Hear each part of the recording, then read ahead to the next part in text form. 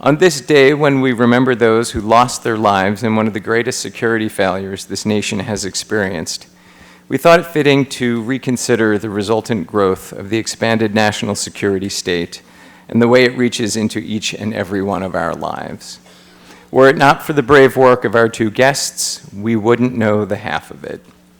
Edward Snowden is a former intelligence officer who served the CIA, NSA, and DIA for nearly a decade as a subject matter expert on technology and cybersecurity. In 2013, he shook the pillars of the worldwide intelligence community when he revealed a trove of highly classified information that exposed the US surveillance overreach on a variety of international and domestic levels. Along with Daniel Ellsberg, Glenn Greenwald, and Laura Poitras, Mr. Snowden is a member of the board of the Freedom of the Press Foundation, and he currently works on methods of enforcing human rights through the application and development of new technologies. Tonight, Mr. Snowden will be in conversation with Jeremy Scahill, an investigative journalist, co-founder of the journal The Intercept, and the best-selling author of the books Blackwater, Dirty Wars, and the Assassination Complex. It is my honor to welcome Edward Snowden and Jeremy Scahill to the Free Library of Philadelphia. I just want to give you a chance to say hello here to everybody in Philadelphia at the Free Library. Hello, Philly. Gotta say, I might not be able to see them, but they're making sure I can hear them. Excellent.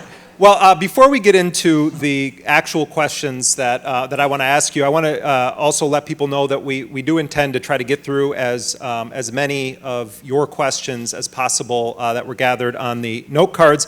As Ed himself will acknowledge, he is not the briefest of speakers, but we are going to, he does know that there's a lot of people that want to ask a lot of questions. We're going to jump right to it, but very quickly, Ed, I just want to read you some of the questions that I was suggested on Twitter to ask you that I'm not really going to ask you, but I thought I would share them with you. Apparently people think you're omniscient. We get a lot of emails from people asking us if Snowden can search their name in the archive. One person asked, can Jesus make a burrito so hot that not even he could eat it? Ask Ed about his favorite cat meme. There's a question that I actually think is very good about Game of Thrones. Is the Night King actually a time-traveling Bran Stark? Can you get Trump's search history? Maybe they're not aware of where you are right now, Ed, but, or maybe they are. What happened to the real Snowden in Moscow? Did you get your final paycheck from Booz Allen?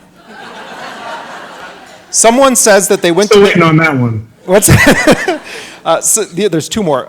Someone says they went to their marijuana dispensary in Colorado and there is a strain with your name on it.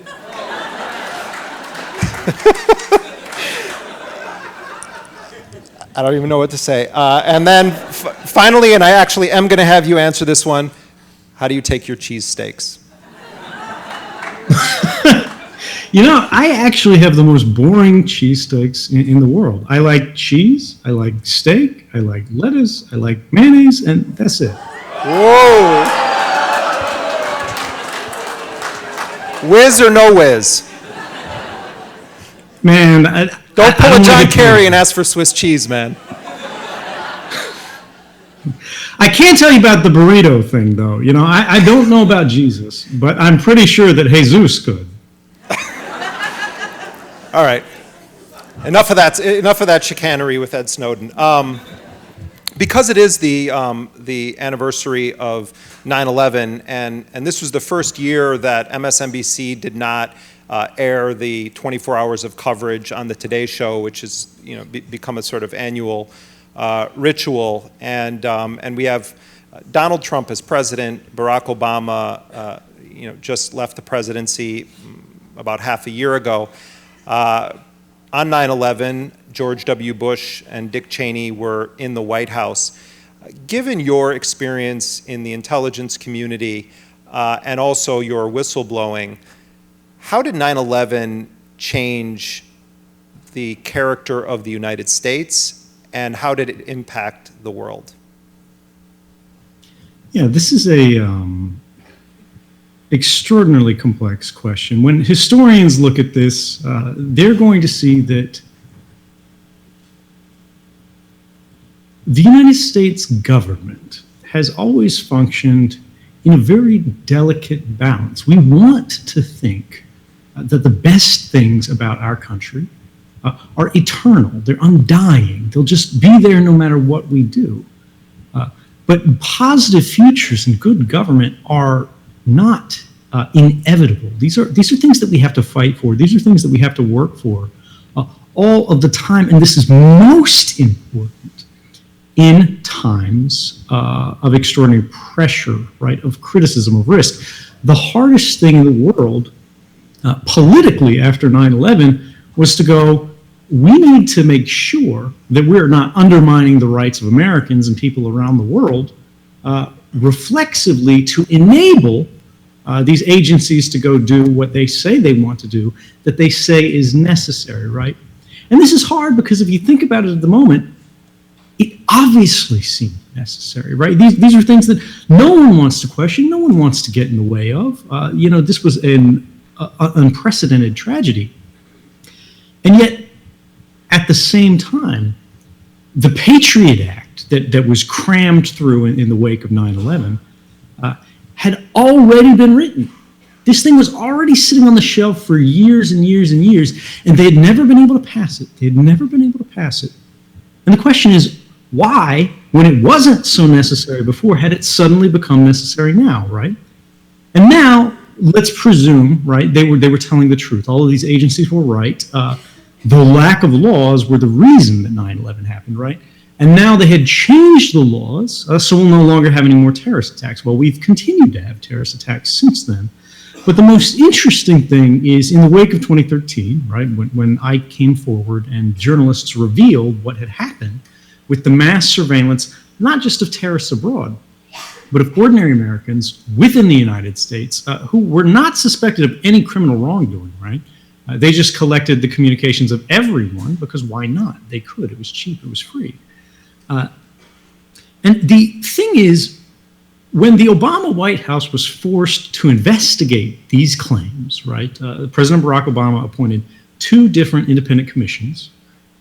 The President's Review Group on Intelligence and Communications Technologies and the Privacy and Civil Liberties Oversight Board also did their own investigation. And again, these are packed with Washington insiders, right? These are sort of a who's who of my greatest critics, including former Deputy Director of the Central Intelligence Agency, Michael Morrell.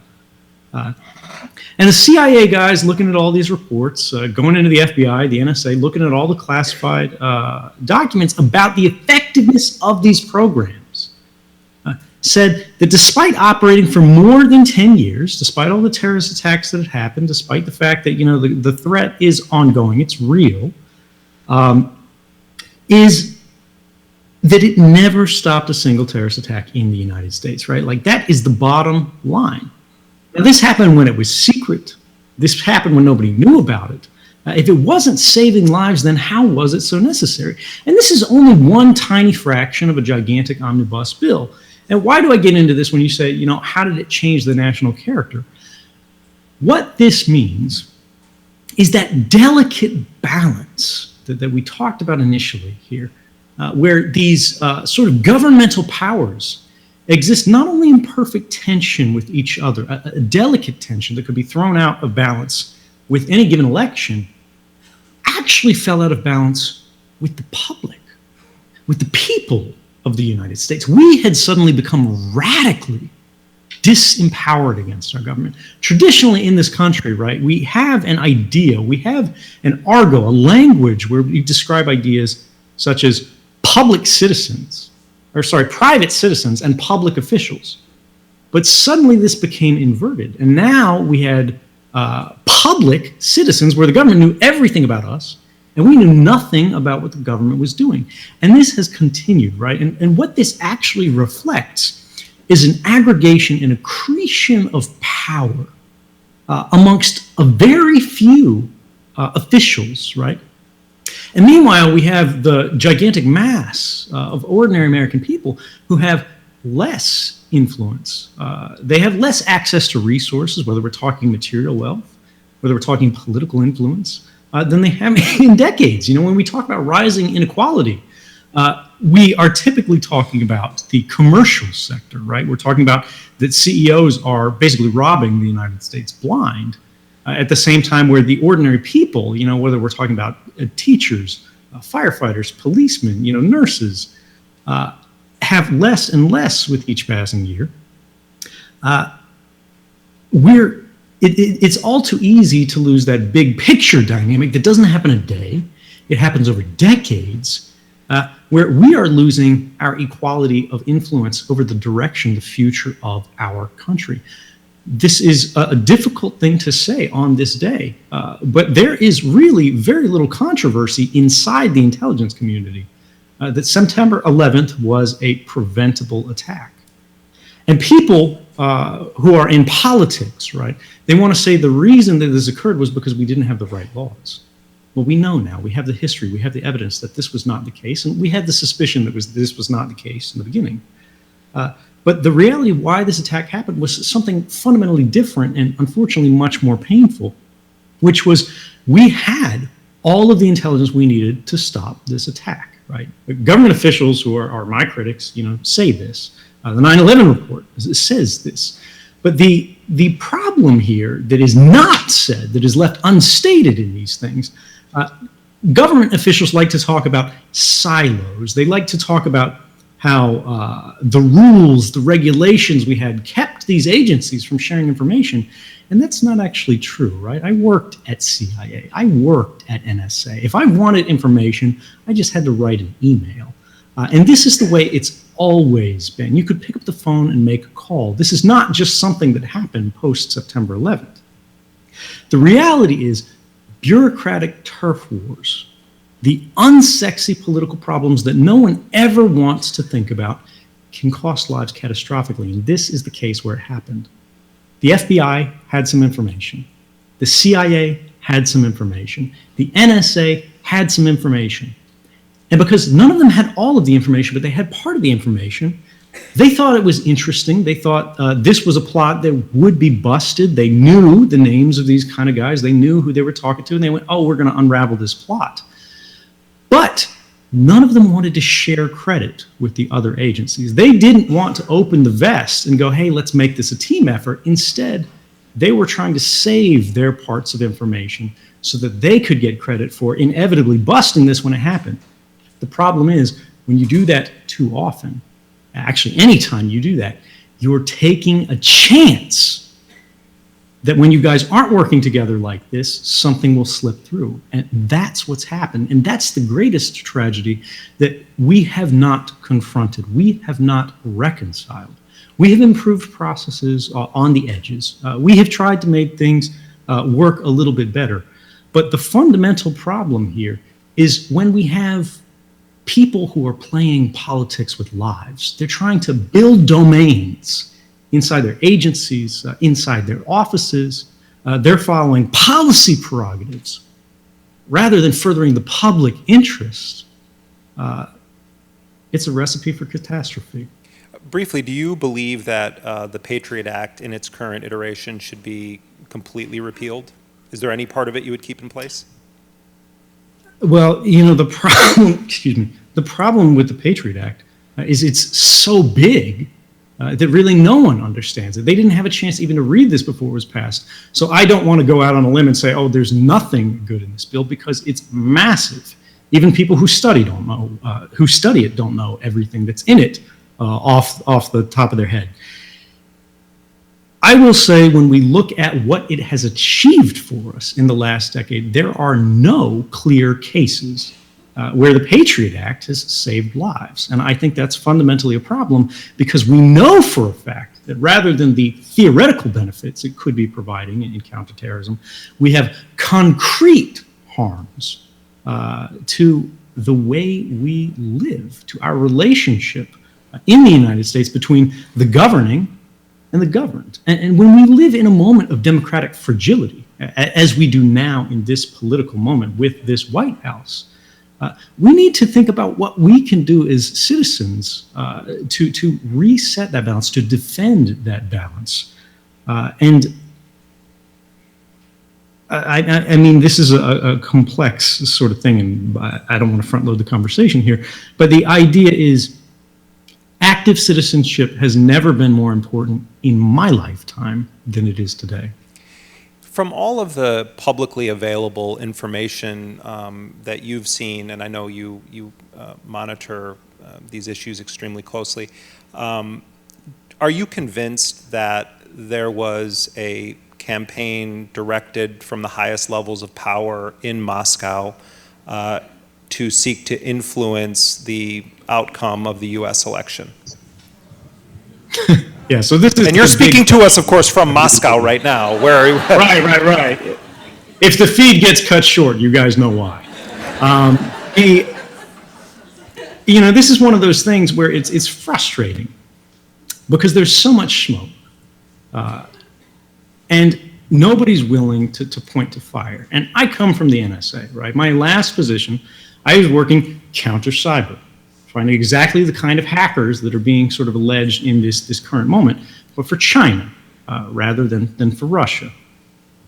And I got to tell you, it wasn't real hard to find these guys. So we have this report that came from the DNI and basically three agencies. I think it was the FBI, the CIA, and the NSA. And they said in their finding that they had, confidence that this was the assessment, but there were some really weird things. This has led to this sort of ongoing drama that everybody is focused on. And it's consuming the nation with kind of a passion where we can't focus on anything else. Because we're elevating Russia to a position where they can sort of control our political outcomes. And I think that's actually giving Russia too much credit. I don't think Russia is that strong, right? But when we look at this report, and we think about, obviously Russia would have interest in this, right? Any country would have interest in changing electoral outcomes in other countries. I mean, we do it, why wouldn't the Russians? But the main thing here is the FBI and the CIA both said we have high confidence in this assessment, that basically the Russians did it. And the NSA, who is best positioned to actually make this judgment, said they had medium confidence in this assessment. Now, this is one of those things where, they didn't say we have no confidence. They didn't say we disagree. They said, yeah, we're still nodding our heads. We think about this. But why the discrepancy there? And the only reason that I can think about, and I don't know this, and this is the problem when we speak about these things, we need evidence. You can track sort of these, let's call them hacking attempts, from where they're launched, even if the hackers are trying to hide their footsteps, when you have the powers of the NSA. Because this is sort of how mass surveillance works, right? When you're watching everyone. You're going out there, Ed. Oh. The feed actually has become choppy now that you're getting into the details. Hopefully this is getting a little bit better. It's amazing. You predicted exactly what was going to happen. It may be, I'm not sure on this, but if we have the feed that we're talking over that's also shared with the audience on their phones, and they're suddenly looking up things like that report to get the confidence numbers, they're choking the stream we're using. So if you're in the audience, let's please try not to download any YouTube videos right now. As you were, Ed. But yeah, to simplify this and sort of tie off the point here, when they were looking at the hacking into, for example, the DNC's servers, this is a high-value target. Whether we're talking about the United States, whether we're talking China, whether we're talking Russia, everybody is targeting these institutions if they have the resources, if they have the people. That's their job. And former director of the NSA and the CIA, Michael Hayden, says this. He's actually described this as honorable espionage, which I think is a bit much. But that's his perspective, right? This is what intelligence agencies do. And the problem with this is, so the DNC didn't actually provide their service to the FBI. They contracted this third-party company that's basically paid to provide an explanation that goes, look, this matches these attack indicators, right? Fair enough. We've seen these before. They're attributed to Russians. We think Russians were on the system, right? But that's all they provide.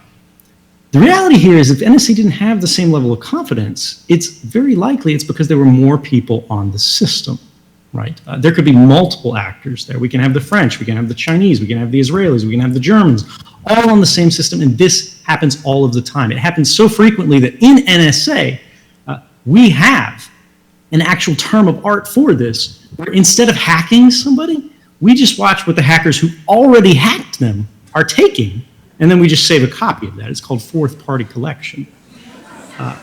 And because there was so much traffic on this, they couldn't really deconflict it. But this raises the big question of, okay, well, if the Russians didn't do it, who did it, right? And I think this is where it gets dicey, and this is where I start to think, all right, it's probably the Russians, right? Because they're the ones who, in my opinion, right, this is just a personal opinion. Hold on a minute, Ed. Start talking about it. Sorry, go ahead. You said the word Russia again, and then it just started to go choppy. And, all right. Either that Yeah, or someone's downloading, porn here. But Right. So look, we'll tie this off because it's going on for a while. There's this allegation, right, that Vladimir Putin and Hillary Clinton basically hate each other, like they're mortal enemies, right? And he wouldn't want to see this. So when you start seeing a cui bono, maybe it's possible. But here's the central problem with everything we've discussed right now. It's entirely speculation. Absolutely none of it is reliable. And previously, when the United States government has seen hacking efforts that they considered threats to national security, they released evidence. When this happened quite recently, in December of 2015, right, Sony was allegedly hacked by the North Korean government. The FBI said this, and everybody went, well, maybe it was the North Koreans, maybe it was these other people. We had this same kind of conversation we're having right now, right, about show proof. And the FBI went, boom, here's our evidence. Here's why we think it was the North Koreans. And they provided this at a press conference about a month later. And suddenly all of these doubts seemed to vanish, and the attribution became pretty firm. This is what's missing. The NSA is spying on everyone, everywhere, all of the time. That's how mass surveillance works. So why is it that we aren't getting evidence about what is arguably the most important public policy question when it comes to sort of foreign intelligence efforts in recent history? No, part of the reason I wanted to ask you this was not just based on your knowledge of surveillance systems and how the NSA functions, and obviously there's an incredible amount of hypocrisy at play here, given that the United States has a PhD in interfering in elections around the world, and of bumping off and killing elected leaders in some cases. In fact, here today, it's not just the anniversary of 3,000 Americans being killed on 9/11, it's also the anniversary of the coup against Salvador Allende in Chile. There are 9/11s in different parts of the world also that actually have the United States on the side of aggression that are remembered in other nations. And I wanted to ask you, I hope this doesn't get us too far into the weeds, but I wanted to ask you about this so-called Steele dossier. This is the guy who's been presented as a former MI6 agent, Christopher Steele, who was hired by people who were supportive of Hillary Clinton after having worked for apparently some GOP operatives at one point. And then the contents of this so-called dossier that purported to have evidence that there were powerful Russians that claimed that there was compromising information about Donald Trump, that he had these deep connections in Moscow. This is part of where the whole P-tape mythology started to then seep into the mainstream P-tapes. Okay, I really did not mean to do that.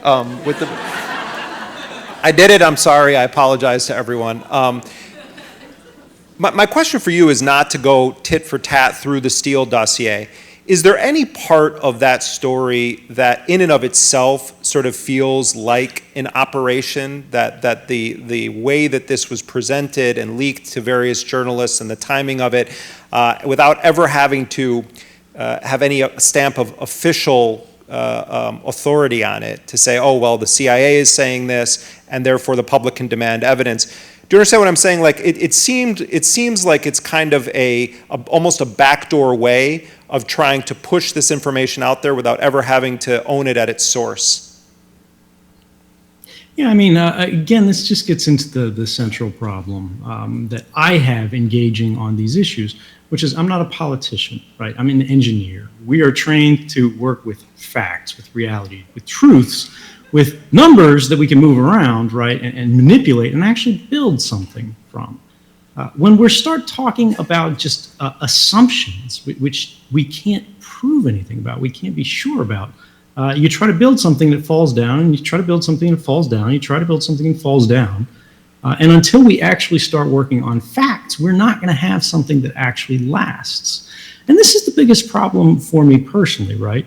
It's a very interesting document, right? Salacious stuff. This is the kind of thing that the vast majority of human intelligence is actually about, right? When we talk about what NSA does, signals intelligence, or SIGINT, and then we talk about what the CIA does, or MI6 does, right, which is human intelligence.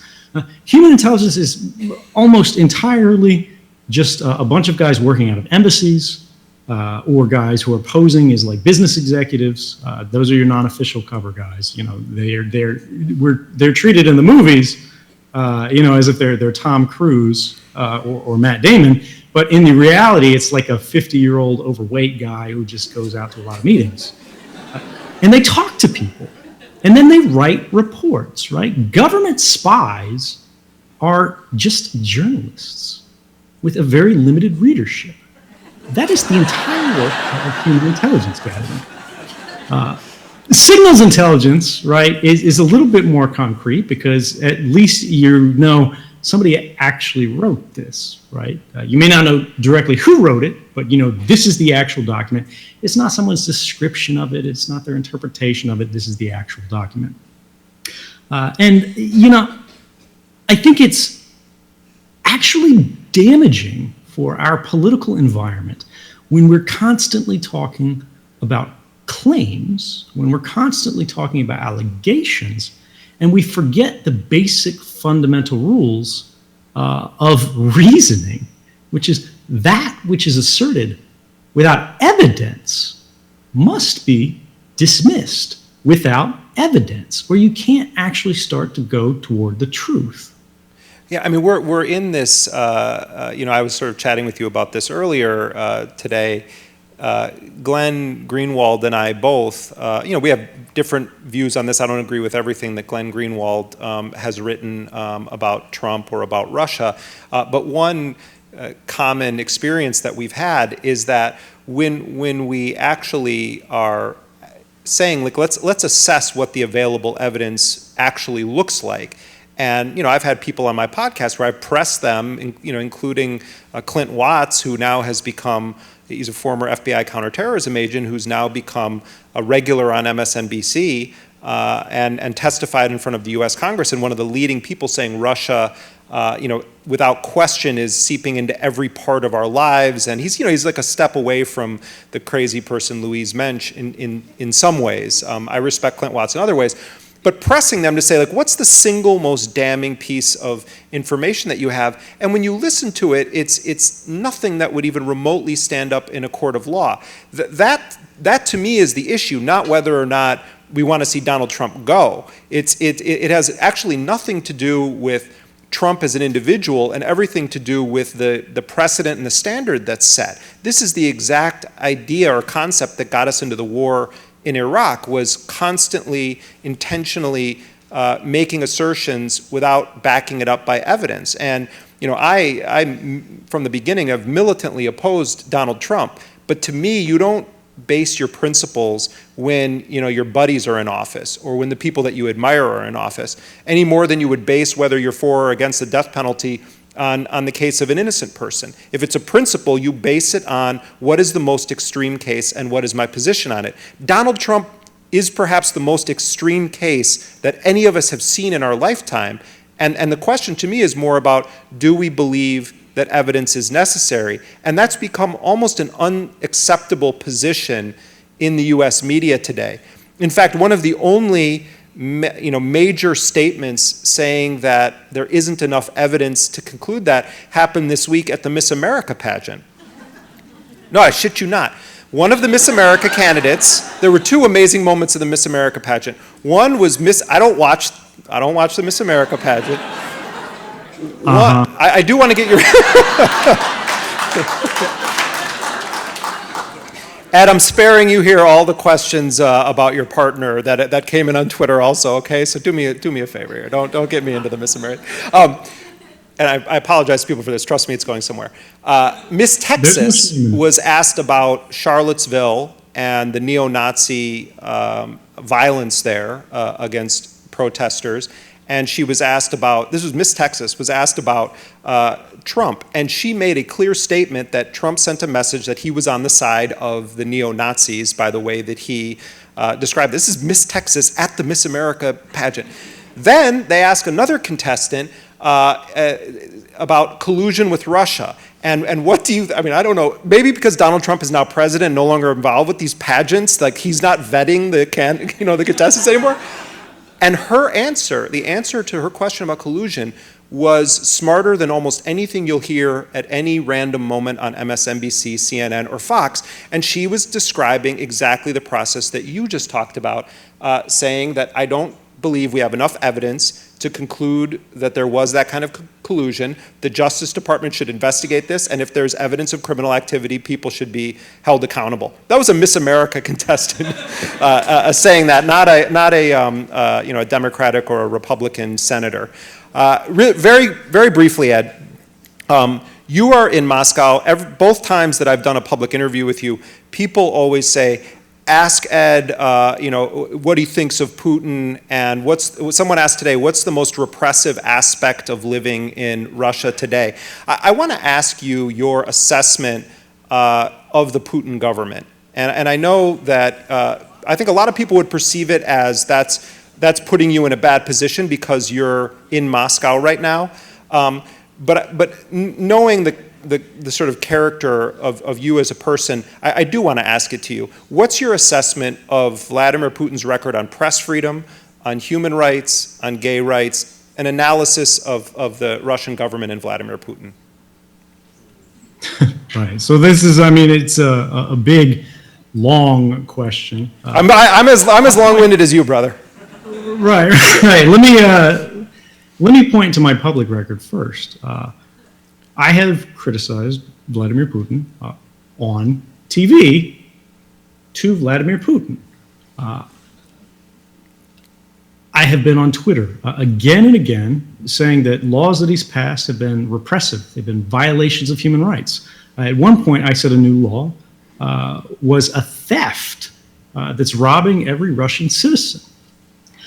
These are probably dangerous things to say. But they need to be said. We need to speak not because it's safe, but because it's right. Vladimir Putin is not the world's greatest humanitarian. Nobody thinks he's the world's greatest humanitarian. But that doesn't mean that we should stop criticizing. The idea here is when you stop looking, things get worse because it becomes comfortable. And in Russia right now, one of the things that concerns me the most is we see internet freedoms being undermined steadily, repeatedly, and it's being justified on the basis that open societies, Western democracies, are passing the same laws. And let's presume, one of you is in the audience right now and you are drinking the Kool-Aid, right? You work for the CIA, literally. I don't mean this, as an insult, right? But you're literally going in tomorrow, you got to badge in through the turnstile, say hi to the guard, log in, unlock your workstation, do all your little top secret business, and then go back and, hunt down some activists or whatever it is you're doing nowadays. But the idea here is, even if you trust the United States government, or the government of the United Kingdom, which just last year passed the most repressive surveillance law in the history of Western society, the Investigatory Powers Act, or France, which has had a state of emergency that was supposed to be temporary, running for more than a year now, or Germany, which passed a new reform law that was supposed to be in response to the intelligence agencies breaking the law and violating the rights of Germans. And rather than conforming the intelligence agencies' operations to the law, they changed the law to make the law fit around what the intelligence agencies wanted to do, right? And again, even if you trust these guys to do the right thing, even if you trust them never to abuse their power, to only go after the bad guys, right, to use this exclusively against the Osama bin Laden types, the problem is this. China, Russia, Saudi Arabia, North Korea, Iran, whoever you're afraid of, whoever you don't like, they're not going away. They still exist. They're still paying attention. They're going to pass the same laws, or worse, in their country, and they're not going to apply them as judiciously, shall we say. They're going to use them more aggressively. They're going to be using them more oppressively. And the general sort of tide line of human rights around the world will go down every time we pass an extreme law, even for good purposes, right, with the most noble of intentions. And this gets back into this question of the president, right, this question about Donald Trump. Nobody likes Donald Trump, right? And if you look at the evidence, this is a pretty rational position. That's not meant to be a laugh line. The idea here is this is actually an opportunity for the United States. This is an awakening that's long overdue. The reason we had the disaster of the last decade with the Iraq War, with the Patriot Act, with torture, with Guantanamo, with extrajudicial killings, with the rising inequality, anywhere you look, we have had policy failures that have cost every American and their family either money or rights or liberty or all of the above, right? And these happened because the president had too much power, right? It doesn't matter whether you trust George Bush. It doesn't matter whether you trust Barack Obama. It doesn't matter whether you trust Donald Trump. The reality is an office that is all-powerful will be constantly changing hands between such people. And even if you love the president today, remember the disaster is never more than 4 years away. Right? Elections are constantly coming. And when we have a Congress that is afraid to actually do their job and hold the administration, right, to the account of the public, to investigate these agencies, to have oversight agencies that are actually looking at what the CIA is doing with an eye to upholding the law, rather than for campaign fundraising, which is how it works today, right? They call it the Oversight Committee, but it should be called the Overlook Committee because all they do is they overlook all of the problems that have arisen on their watch. Even the courts, right, which today feel like our lifeline, our last resort, we want our government to succeed. We want our presidents to be good presidents. We want our Congress to pass just laws. But when we see the courts that have controversial issues before them, and they use procedural games to escape having to decide, or they rule on a constitutional question on the narrowest grounds to kick the can down the road another 10 years. That's another 10 years of injustice that we are going to have to live through. This is ultimately about a government that has an extraordinary amount of power and a very limited amount of responsibility in terms of what they feel, right? Not what they have. They're responsible for all of our lives and well-being, but what they feel that they must do. The level of weight that seems to be on their shoulders, when you look at how congressmen talk today from both parties, it seems like it's a game. It seems like they're having a party. Like this is just a joke to them, but it's not a joke. And if somebody doesn't fix it, we're all going to pay for it. Now, the problem is, what happens when the government will no longer fix itself? What happens when we have a president that is emblematic of all of the failures that we have seen over the last decades, now coming to a single conclusion? Ultimately, it comes down to us, we the people. This is why I say active citizenship. I'm not saying advocating or even, getting difficult to talk. I'm not advocating that you make my choices, right? Maybe you disagree with what I did. Maybe you think it was a good thing. But regardless, that was a certain sort of circumstances and a certain kind of life. But I want you to look around every day. I want you to look around right now. I want you to look around when you leave at the world around you and remember that you are not powerless. You don't have a lot of influence, but you don't need to. I am and was no one. I was just a guy at the desk, right? I was not elected. I didn't plan to change the world, right?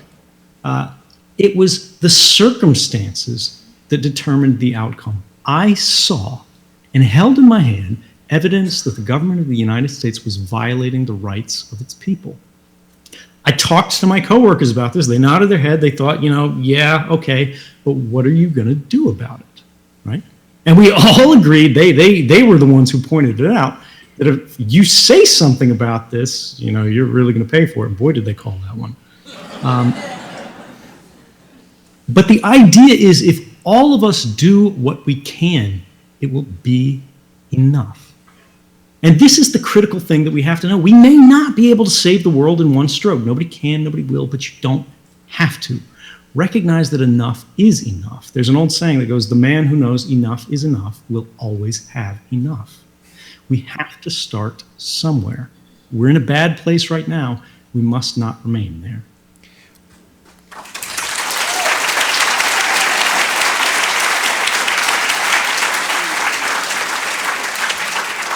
While I'm waiting here to get some questions from the audience, I wanted to ask you, of course, Hillary Clinton's book is out tomorrow, and Steve Bannon was just interviewed on 60 Minutes. This is a lot of fodder for the chattering class in D.C.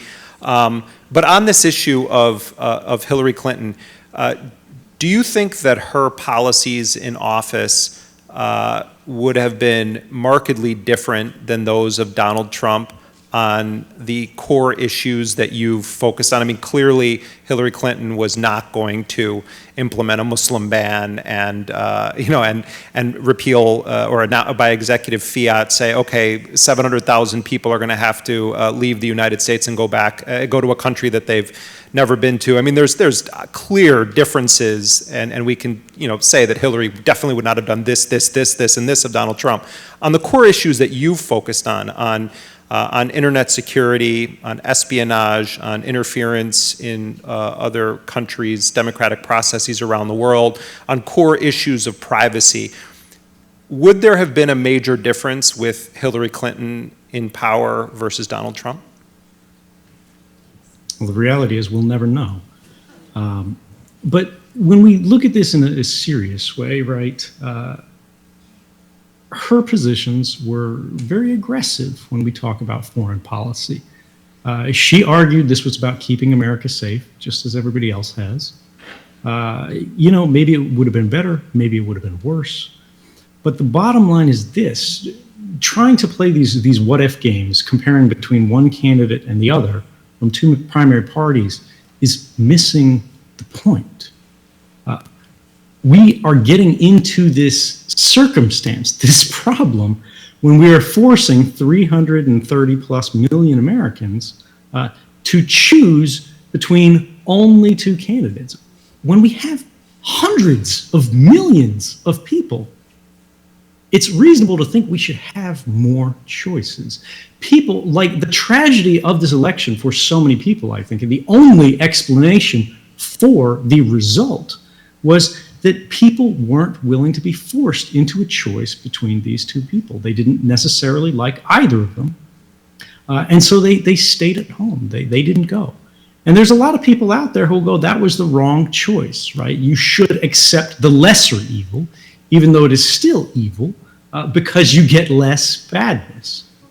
But that's not what America is about. And if our political party system is causing harm, we need to reform it rather than sort of sweeping it under the rug and saying, that's okay, we just need to choke it down. We're not the kind of country that should be doing that.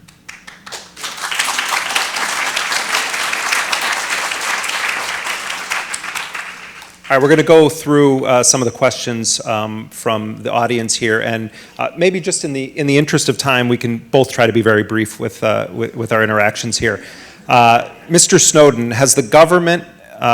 has any government tried to extract any concessions or information from you in exchange for a pardon or leniency? Thank you for your courage and heroism.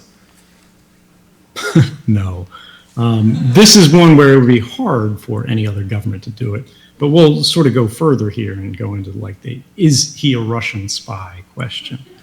There's a few of those here coming down the line if you want to wait, but no, go ahead, Ed. Yeah, let's sort of omnibus that one, but let's start with the U.S. side of things, right?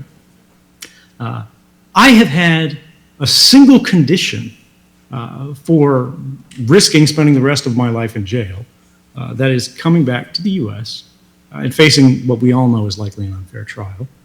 And this is that they let me argue my case to the jury, to let them tell the jurors why it is that I did what I did, what resulted from it, how it came to be, and let them decide, was this the right thing to do or not? And the U.S. government has been very careful and very rigid to prevent precisely this from happening. They charge me specifically under laws that prevent me from making my case to the jury. I cannot present what's called a public interest defense. If I say to the jury, I did this because, the prosecution will say objection and the judge will say sustained. This is not a theory. We know this. This happened in the case of Daniel Ellsberg.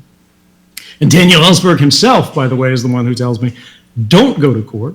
I made the right decision to trust the world for justice rather than a court system, a justice system that now imprisons more Americans than China does, which should alarm us since they have a much greater population. But the central thing here was, I told the Department of Justice, and this was back in the Obama days under Eric Holder, that I would come back on the first plane as long as you say I can make my case to the jury. Give me a fair trial and I will be there.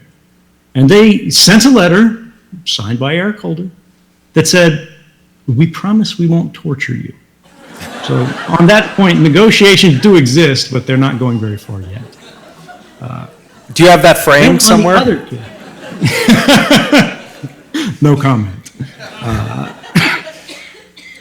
The other thing, right, is all of these other countries, right? Am I making like side deals? Do I have all this under the table stuff?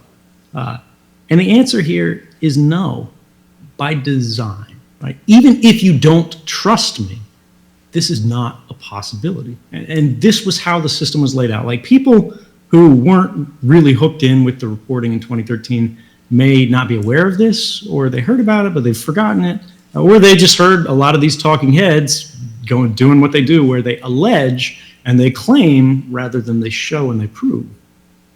And this is, I left Hong Kong without any documents. I went to meet the journalists, provided them the evidence that they needed to do their job, right? And then I destroyed my own copy. We have a witness to that, who is a lawyer who's gone on the record to say that.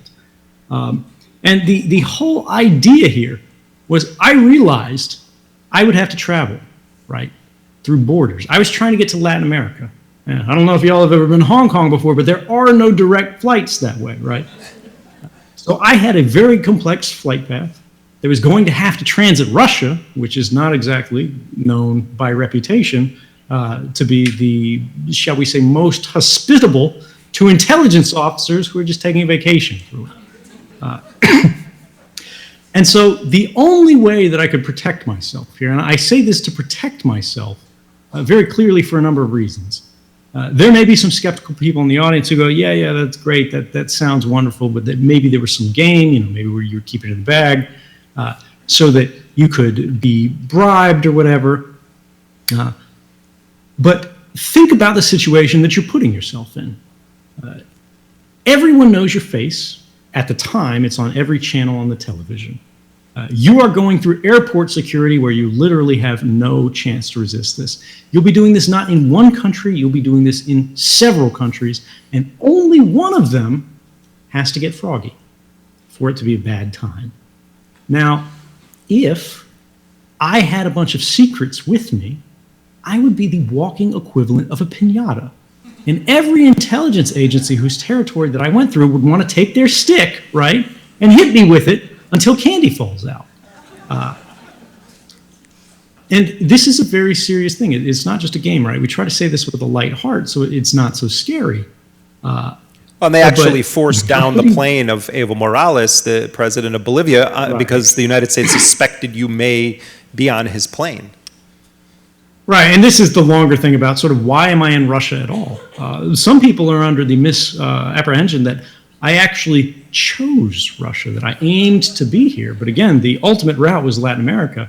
And when I arrived in Russia, I wasn't allowed to leave because the US government, when they heard I was traveling through Russia, they intentionally canceled my passport, which meant that I could do nothing but apply for asylum, which I did in 21 different countries around the world, places like France, places like Germany. And when these countries basically started to move in the direction, because their public all supported what I did, right? I had basically, even in the United States, a lot of people nowadays think it was the right thing to do.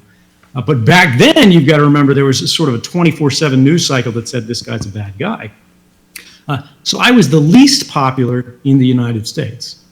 But every other country in the world, right, that had been spied on by the same global mass surveillance apparatus was like, why can't he come here?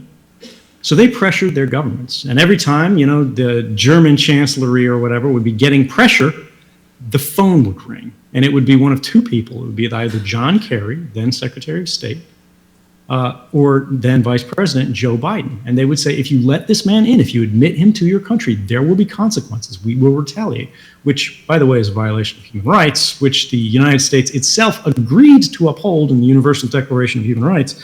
But that's not so interesting for our purposes here.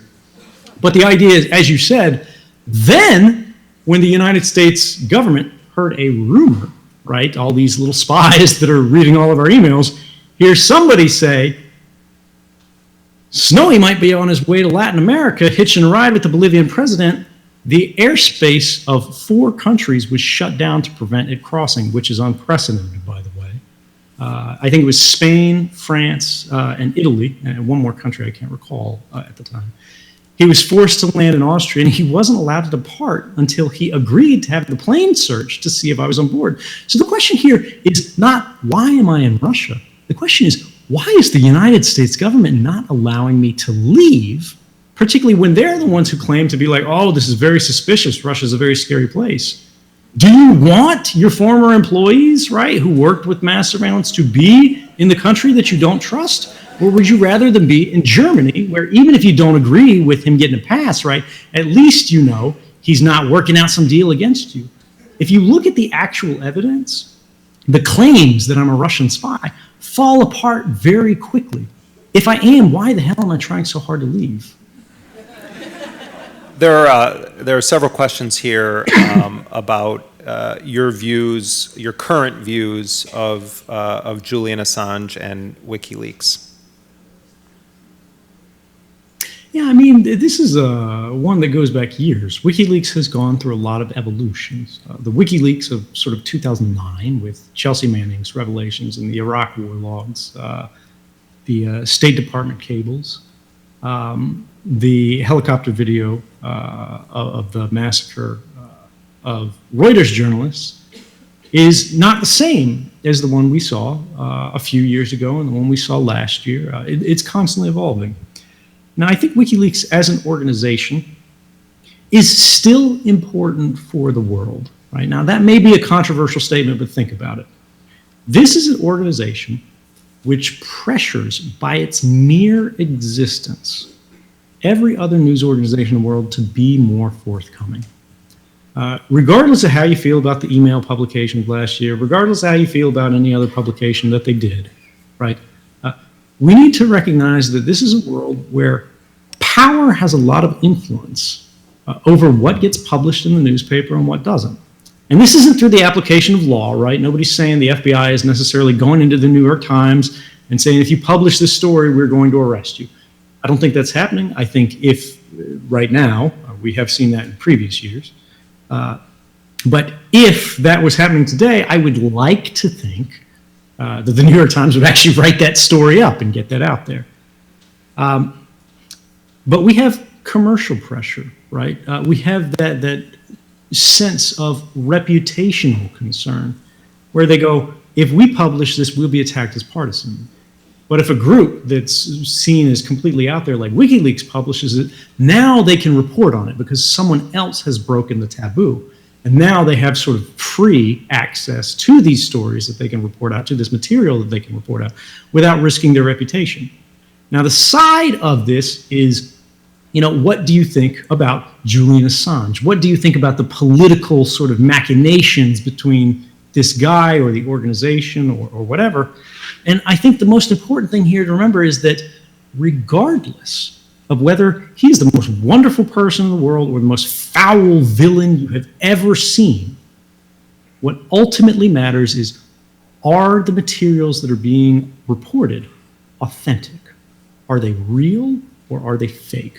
Are they manipulated or are they reliable? If we have this, it doesn't matter why this person published them. That's for us to assess. That's for us to decide how to use. But more information in the public hands is a good thing when we have a world that is increasingly awash with power that does not want to be watched, that does not want to be seen, that does not want to be accountable to voters.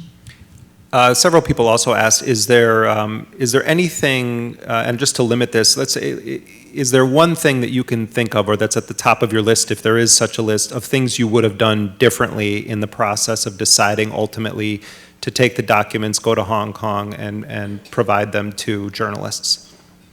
Is there anything in this whole saga that you would have done differently? This is going to take a minute, and I know we don't have many. But let me tell you a story. I was a younger man when I began working for the government. I turned 21 in boot camp at basic training in Fort Benning, Georgia. And at a moment when everybody else was out protesting the Iraq War, I had volunteered for it. Why? I was a true believer. I was the guy drinking the Kool-Aid. Despite all of the evidence to the contrary, despite all of the stories, despite all of the commentary, despite all of the controversy, I fundamentally believed the American government would not lie to us. Not that they never lied to us, but about a matter of such serious public importance, because for me it was a simple question of rationality, about reasonableness. You've heard me talk about that a lot tonight. And sometimes this is mistaken, sometimes this is naive, but this is the man that I was then. Was it really rational to risk the public's long-term faith in our government's truthfulness for a short-term advantage in political support for a war? To me, the answer on this was an obvious no, and I would like to hope that people in the room think the same thing. But I was wrong. See, I had grown up in a federal family. My adolescence happened in Maryland, almost within the shadow of the National Security Agency's headquarters. My father was in the Coast Guard for 30 years. My grandfather was an admiral, and then he went Trump for a second just career to rebranded the FBI. Coast Guard. Trump just talked about how this was great rebranding that he did of the Coast Guard recently in the response to the hurricane. Maybe that wasn't on TV over there in Russia, but it's big news here, big. Yeah, and not to belabor the point, but my mom worked for the federal courts, and she still does. And this is kind of ironic because they're the ones that are trying to put me in prison. But that's how it is. Now, I was separated from the Army after an injury, and I began that journey into the government, right? I worked at the CIA, first as a contractor, then a staff officer. Started working undercover overseas, out of the embassies in Switzerland, and then sort of traveling throughout the region. Then I moved on. I started working for NSA on now the electronic side, over in Japan, before coming home, and then ultimately reaching sort of my highest levels of access in Hawaii, where I could see everything everywhere. I could see the CIA network, I could see the NSA network, I could see DIA, I could see whatever. And it was there that I discovered this secret that would ultimately change my life. But think about how many years that took, that progression, to where I was ultimately finally confronted with evidence, and I was finally prepared to recognize it for what it is, that the government was lying. The government wasn't lying once. The government wasn't lying here or there. The government wasn't lying because it was necessary. The government was lying because it was convenient. They were lying all the time. 2013 was not about surveillance. 2013 was about democracy. Mass surveillance is an important issue, but more important was the fact that the Congress was questioning the most senior intelligence official in the United States, General James Clapper, about if the NSA was spying on Americans, if they were collecting any kind of records at all on millions or hundreds of millions of Americans. And he said, sweating, no, sir. They could perhaps coincidentally, accidentally, but not wittingly. And that wasn't true. This is what I would change. This is what I hope you will change if you go into a similar circumstance. I should have come forward sooner. I should have been more skeptical. I don't want anyone in this room to trust me. I don't want anyone in this room to heroize me. I want you to question me to hell and back, and I want you to do the same, not just for whistleblowers who are in precarious situations, right? But for the most powerful members of society who wield the most influence. When we talk about rights, privacy isn't for the powerful. They don't need it. They can assert their rights through 1,000 different mechanisms. They can rewrite our laws. They can buy our politicians. But the powerless, the people who stick out, the people who are a little bit weird, the people who are a little bit different, the people who are a little bit vulnerable, they're the ones who rights are vital for. Because if they don't have them, they're not safe. They're not protected. They are vulnerable to that tyranny of the majority, which always exists in every democracy. It's a part of the functioning of the system. And if you do not develop this skepticism, you will end up in the same kind of circumstances that I am. And by that, I don't mean trapped in Russia.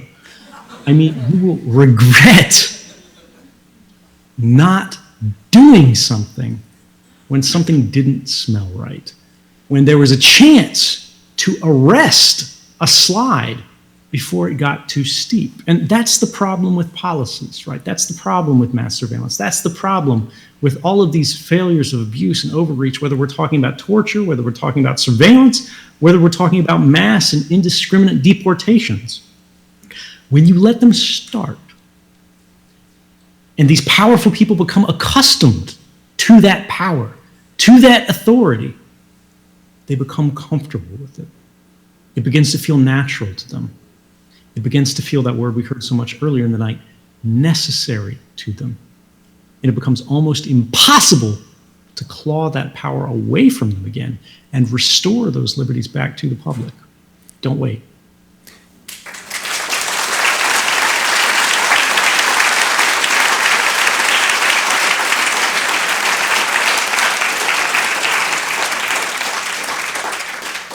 Ed, we only have a few moments left, and I think I'd be remiss if I didn't ask you about this Equifax breach. But it's also emblematic of the powder keg that is all of this private data about us that is held by so many private corporations. And what's particularly insane about the Equifax situation is that these are the people that can prevent you from ever buying a house because you didn't pay your credit card bill once, and it's like they can't even fucking keep our social security numbers safe. It's like, who are they to tell anyone that they shouldn't be eligible for a car loan ever again? But it reveals something, I think, that I think should be of deep concern to all of us. So many people have willingly given enormous quantities of private personal information to a variety of corporations and government entities. If you look at what's happening with our healthcare system and the digitization of our medical records, but also unwittingly, huge corporations have developed enormous dossiers on all of us that are lying there waiting to be exploited someday, or a breach happens and it ends up out in the open. I've often thought that the company Uber really isn't in the business of trying to make money off of replacing the old yellow cabs, but they're in a data collection business, or at least that's a very important side hustle, and people like Robert Gates are attached to Uber. But in this whole landscape and the data breaches, What is your assessment of that, and what can people do, what should people do to try to confront what is this unprecedented amassing of information about all of us and our private lives? Well, first, there's two parts to this question. There's the specific case, and then there's the general case.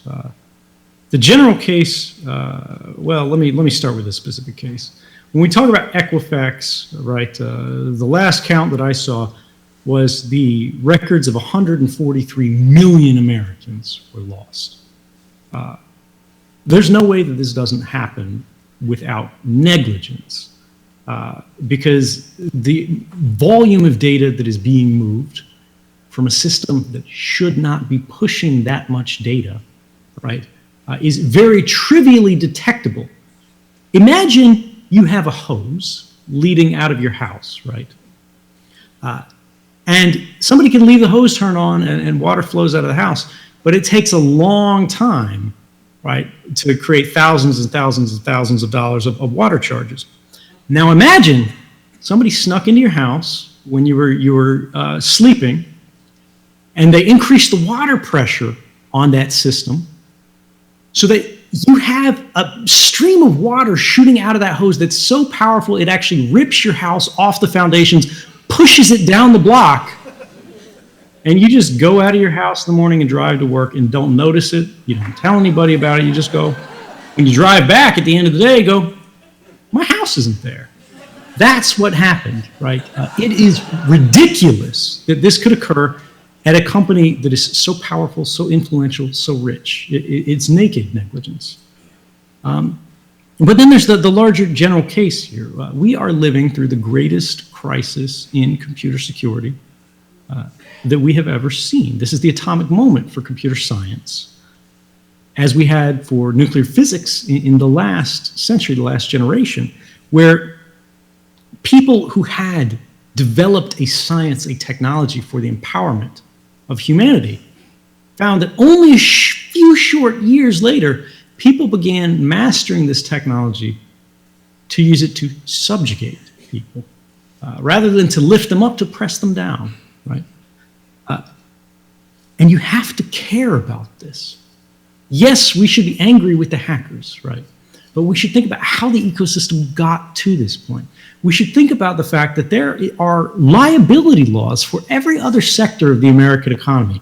If you build and sell a car, that car has to meet some minimum safety standards. If you develop and sell a new medicine, it has to meet certain minimum safety standards. If you sell a burrito on the street, it's got to meet minimum safety standards. But if you create a credit monitoring system that impacts the lives of basically everyone with a credit card in the United States, there are no minimum safety standards that they are having to deal with. And this goes double for the people who actually write the software in the first place. Now, I don't know where to set the law. I don't know how to change these things. I'm not going to pretend to be the guy with the magic wand and the policy prescription here. But I think we can all recognize that if industry will not regulate itself here, someone else is going to have to do it for them.